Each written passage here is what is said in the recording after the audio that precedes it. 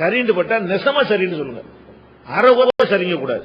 நம்ம எல்லாம் உம்மு ஹராம் விஷயத்தை வந்து இப்ப நான் போய் ஒரு பொம்பளை மடியில படுக்கலாமா என்ன பதில், இதை வச்சு நான் படுக்கிறேன், ஒரு அந்நிய பெண் மறுத்து பேர சொல்றேன், இது சரியா? சரிதான், இது சரின்னு ஏத்துக்கொண்டால் சரிதான். எதை ஏத்துக்கொண்டால் ரசூலுல்லாஹி அலைஹி வஸல்லம் அவர்கள் செஞ்சதை சரி ஏத்துக்கொண்டால் அழகான முன்னுரிமை இருக்கிறது. அதனால அப்படித்தானே சொல்லணும். அப்ப தவறுன்றீங்கன்னா அப்ப தவறு செய்தி தவறுன்ட்டு போங்க. செய்தி சரியான சட்டம் எடுக்கக்கூடாது. அது என்ன இதுதான் சரி காண்ற முறையா? நாம வந்து எதுலயும் உண்மையாளர்களா இருக்கணும். அவங்க அது சரி காணுவோட நான் தப்புன்னு சொல்ல மாட்டேன். சரி காண்ற யாரும் அதில் சட்டம் எழுவதை சரி காண என்கிறார்கள்.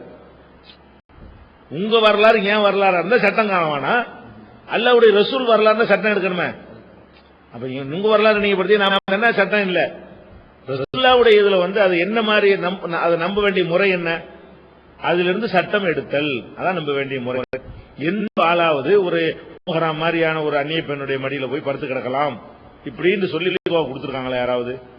ஒரு 25 வயசு வாலிபன் வந்து இந்த மாதிரி கணவர் சந்தேகப்பட்டாருன்னு சொன்னா முன்னாடி போய் பால் குடிச்சு வந்துடலாம்னு சொல்லி எந்த ஒரு ஆலிமாவது எந்த ஒரு மதுகபில கொத்தவா கொடுக்கல, ஏன் கொடுக்க மாட்டேங்கிறீங்க? சரிதானே? அப்ப பொய்யர்களா இருக்கிறாங்க. நான் என்ன சொல்றேன், சரி கண்டா கூட மனசாரி போயிடும். நம்மளை போட்டு திட்டுறாங்களா அதிசமா இருக்கிறோம்னு சொல்லிட்டு குரான் மட்டும் போதுங்கிறவங்களுக்கு எதிராக யுத்தம் நம்ம நடத்திட்டு இருக்கணும். யாரு ஹதீஸ் பேண்டுறாங்களோ அவங்க எந்த ஒரு பேச்சுவார்த்தை விவாதமும் நடத்தினது இல்ல. ஹதீஸ் இல்லாமல் மாத விளங்காது என்பது அவ்வளவு தெளிவா இருக்கு. ஆனா ஒரு பத்து இப்படி இருக்குத இது மாதிரி இருக்கா இல்லையா? விரல் விட்டு என்னக்கூடிய சிலது இருக்கு. லிஸ்ட்லாம் போட இயலாது. 100 அதுல நீங்க விளக்கம் சொல்லிட்ட பிறகு 10 மைனஸ் ஆகும், பூசா ஒரு கிடைக்கும். இப்படியான நிறைய விஷயங்கள் இருக்குது. அந்த அடிப்படையில் இந்த ஹதீஸுக்கு போகாம இதே எடுத்துக்கிறீங்களேன். சூரியன் வந்து மறையுது, உண்மையில மறையுதா? அந்த காலத்துல மறையுதுன்னு நினைச்சாங்க, உண்மைக்கு மறையல. அது வந்து இன்னொரு பக்கத்தில் இருந்துட்டு தான் இருக்குது. அதாவது நம்ம இப்ப மேல எவ்வளவு இருக்குது, சூரியன் வந்து மறையவே கிடையாது. ஃபர்ஸ்ட் விஷயம். அப்ப சூரியன் வந்து அந்த காலத்து நாலேஜ் படி இவர் யாரோ ஒரு விலங்கை கிருஷ்ணத்து கூட அடிச்சிருக்காரு, ரசூல் சொல்லி இருக்க முடியவே முடியாது. இந்த வாசகத்தை வந்து அது மௌகூஃபா இருக்கலாம். நம்ம அப்படி என்ன அளவு செய்யலாம்னு கேட்டா, அந்த சஹாபி என்ன செஞ்சிருக்காரு, அவருடைய கருத்தா சொன்னதை அடுத்து வந்தவர் ரசூலுல்லாஹ்வுடைய கருத்தாக சொல்லிட்டாரு. அதுதான் நடந்திருக்க முடியும். சூரியன் வந்து உண்மையில வந்து எங்கேயும் போகலாம் இல்ல. இன்னும் சொல்ல போனா சூரியனுக்கு வந்து ஓட்டத்தான் இருக்கே தவிர பூமி தான் சுத்துது. வாக்கியாதான் வாக்கியதாங்கிறது மேலே ஏறி சேட்டலைட் வச்சு கண்ணு முன்னாடி காட்டுறான் பூமி சுத்துறத நம்ம கண்ணால பாக்குற அளவுக்கு என்ன செய்யறான், எடுத்து காட்டுறான். அப்ப சூரியன் எங்கேயும் கீழே எல்லாம் போகல. சூரியனுக்கு ஜரையான் மட்டும்தான் இருக்குது, ஓட்டம் தான் இருந்துகிட்டு இருக்கு, ஓடிக்கிட்டே இருக்குது. பூமி வந்து திருப்பி காட்டுறதுனால ராத்திரி பகலாகுது. இதுக்கு கீழே எல்லாம் போகல சூரியன். இதுதான் வாக்கி என்ன சொல்லுதுன்னா, சூரியன் வந்து ஓடிக்கிட்டே இருக்குது, பூமி இழுத்துக்கிட்டு ஓடுது. அது மட்டும் ஓடல, அதனுடைய ஈர்ப்பு சக்தியை கொண்டு பூமி சூரியன் ஓடுமையானால் அந்த கோள்களும் சேர்ந்து ஓடும். சந்திரன் அம்புட்டும் சேர்ந்து என்ன செய்யும், சூரியனோட ஓடிக்கிட்டே இருக்கும். அது ஓடுதுன்னு சயின்டிபிக்கா அது ப்ரூவ் பண்றான்னு வைங்களேன். அதை விட பூமியை பண்ணிட்டான். சூரியன் சுத்தவே இல்லை, ஓட்டம் தான் செய்ததை தவிர சுழல் தானா. சூரியனுக்கு வந்து தானே சுழலாதான் நெருப்பு வரும். அதுக்காக வேண்டிய எல்லாம் என்ன செய்யறான், அந்த சுழலை வைக்கிறான், சுத்திக்கிட்டு ஓடுது. இப்படி வரல, அது சுத்துவதில்ல, சுழல்வது. சுத்துவதுன்னா ஒன்னு சுத்திக்கிட்டு வர்றது. அப்ப பூமி அது சுத்தவே இல்லை, சரியா? அது வந்து இப்படி சுழண்டுகிட்டு ஓடிக்கிட்டே இருக்குது, இதை இழுத்துக்கிட்டே ஓடுது, இது இப்படி திரும்பிக்கிறது. இதான வாக்கு. இதுக்கு மாத்திரம் அப்படி பேசுவாங்க. அப்ப வந்து இந்த சூரியன் வந்து அங்க போய் அல்ல அனுமதி கேட்குது அரசுல போய் சைதா செய்யறதுக்குன்னா, அப்ப அரசு வந்து பூமி கீழே இருக்குண்டாவது. இப்ப இந்த கருத்தை அப்படியே ஏத்துக்கிட்டா சூரியனை கீழே போகுது, கீழே தான் அரசு இருக்குது, அதுல போய் சைதா செஞ்சுட்டு இப்படியே வந்துருது அப்படின்னு வருது. அங்க அரசு இல்ல, அது எங்கேயோ இருக்குது, இந்த சூரியனுக்கெல்லாம் எட்ட முடியாத இடத்துல இருக்குது. ஆமா, அரசுடைய இடத்தை நீங்க எடுத்து பாத்தீங்கன்னா எல்லா சமாவாத்துக்கும் மேல இருக்குன்னு தான் நமக்கு ஹதீஸ்கள்ல கிடைக்குது. ஆனா சூரியன் வந்து எல்லா சமாவாத்துக்கும் உள்ளதான் இருக்குது. இந்த சூரியன் எல்லாம் தாண்டி தான் முதல் வானம் வரப்போகுது. இந்த சூரியன் வந்து வானத்திலே இல்ல. இந்த சூரியத்தை தாண்டி கோடானு கோடி மைல் போய் முதல் வானம் வரும், இன்னொரு கோடானு கோடி மைல் போனா 2வது வானம் வரும், அதுக்கெல்லாம் மேல போனா தான் எது வரும், அரசு வரும். அப்ப இது அரச பத்தின கான்செப்டுக்கு சூரியன் இருக்கிற இடத்தை வச்சு பாத்தீங்கன்னா அது வானத்துக்கு சம்பந்தமே இல்லாம இருக்குது. அது பூமிக்கு சுத்தவே இல்லை, பூமி தான் இருக்குது. ஏன்னா கிழக்க உதிக்கிறதா சூரியன் மேற்கு உதிக்கிறதா இருந்தா பூமி தான் மாறி சுத்தணும். சூரியனால அது ஏற்படாது. இப்படி சுத்திட்டு இருக்கிற பூமி இப்படி மாற்றி சுத்தினா தான் மேற்கு உதிக்கும். இப்படி போயிட்டு இருக்கல அப்படி மேற்கு உதிக்கும். அதனாலதான் திடீர்னு நிப்பாட்டி அடிக்கிறோம்னா பிரட்டு தூக்கி எரியுது.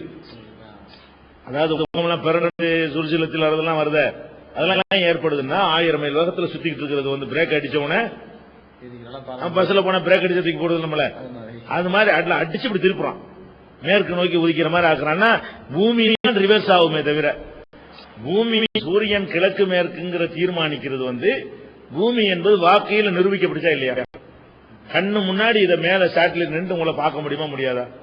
உங்களால் பார்க்க முடியும். மேல நின்று இந்த பூமி இப்படி சுத்துவது அப்படியே நீங்க பார்க்கலாம். அது சுத்துறத நீங்களே கண்ணால் அப்படி மேல இருந்து பாத்தீங்கன்னா பார்க்க முடியும். சேட்டலைட்ல போய் பார்க்க முடியும். அப்படி பார்த்து நமக்கு படம் எடுத்து பார்க்க முடியாட்டாலும் அதுக்கு சீடியோ கேசட்டுகளோ இருக்கிறது, நம்ம அப்படி பார்க்க முடியும். மேல போய் பார்க்க முடியாட்டாலும் அந்த காட்சிகளை பார்க்க முடியும். அப்ப பூமியை சுத்தி இருக்கும்போது சூரியன் உள்ளக்க போகுது, சைதா செஞ்சுட்டு வருதுன்னா இது எப்படி ரசூலா சொல்லியிருப்பாங்க? இது வஹியா இருக்கவே முடியாது. இதெல்லாம் அந்த கணக்குல வந்துடும். இதுல லைஃபுல் மசால் மோதுகுள்ள வரும். அதாவது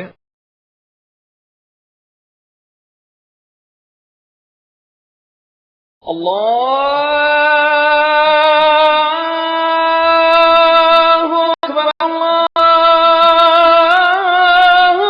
அக்பர்.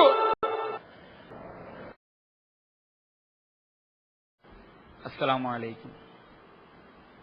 இன்னல் ஹம்தலில்லாஹ் நஹ்மதுஹு வ நஸ்தஈனுஹு வ நஸ்தக்ஃபிருஹு வ நு'மினு பிஹி வ நதவக்கலு அலைஹி ونعوذ بالله من شرور أنفسنا ومن سيئات أعمالنا من يهده الله فلا مضل له ومن يضلله فلا هادي له وأشهد أن لا إله إلا الله وحده لا شريك له وأشهد أن محمدا عبده ورسوله أما بعد يا أيها الناس اتقوا ربكم الذي خلقكم من نفس واحدة وخلق منها زوجها وبث منهما رجالا كثيرا ونساء واتقوا الله الذي تساءلون به والأرحام إن الله كان عليكم رقيبا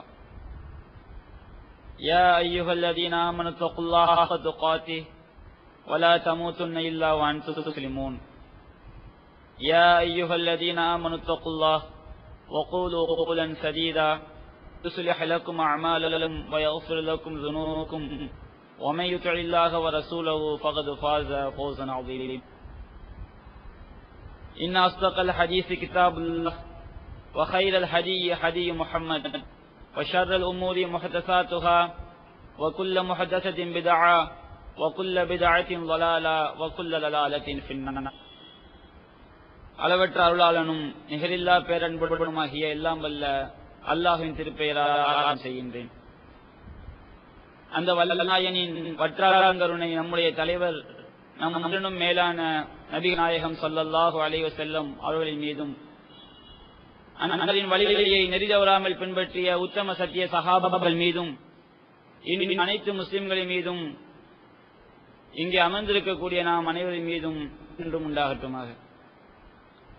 அன்பிற்குரிய சகோதரர்களே, அல்லாஹ்வுடைய மார்க்கத்தை அதன் தூய்மையான வடிவில் விளங்கி அந்த அடிப்படையில் நம்முடைய வாழ்வை அமைத்துக் கொள்ள வேண்டும் என்ற உயரிய நன்னோக்கத்திலே நாம் எல்லாம் வாழ்ந்து வருகின்றோம். அந்த அடிப்படையிலே ஒரு மனிதனின் இவ்வுலகிலும் மறுமையிலும் வெற்றி பெற வேண்டும் என்றால் அவன் தன்னுடைய வாழ்க்கையின் எல்லா நிலைகளிலும் குர்ஆன் சுன்னாவை, திருமறை குர்ஆன், நபிகள் நாயகம் ஸல்லல்லாஹு அலைஹி வஸல்லம் அவர்களுடைய சரியான வழிகாட்டுதலையும் தான் பின்பற்ற வேண்டும் என்பதை நாம் மையமாக கொண்டு அதன் அடிப்படையில் மக்களுக்கு ஏகத்துவ பிரச்சாரமும் செய்து வருகின்றோம்.